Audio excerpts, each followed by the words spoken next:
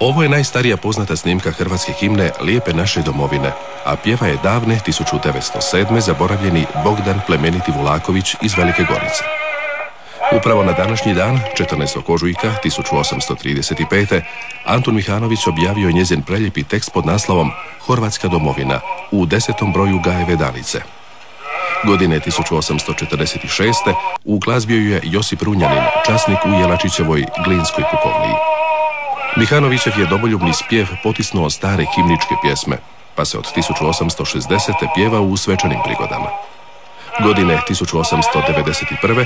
pobjedio je na javnom natječaju kao najljepša i najprigodnija pjesma za himnu hrvatskog naroda. Pod naslovom Lijepa naša prvi se put čula prigodom izložbe Hrvatsko-slavonskog gospodarskog društva u Zagrebu. Sudbina himne pratila je i sudbinu hrvatskog naroda u 20. stoljeću. U Kraljevini Jugoslaviji nasilni su je uklopili u režimsku himnu s dijelovima srpske i slovenske.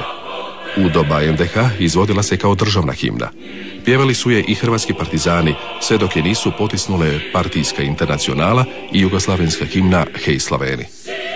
U komunističkoj Jugoslaviji Lijepa naša samo je formalno bila nacionalna himna, jer se nije izvodila u svečanim prigodama.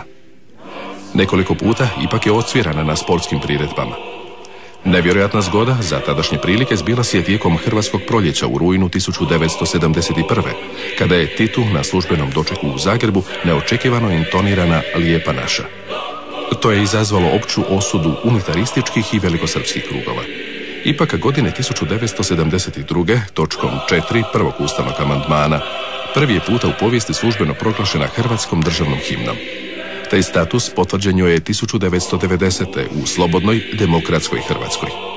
Tako se stara Mihanovićeva pjesma Horvatska domovina vratila Hrvatima kao izraz njihove najdublje ljubavi prema domovini.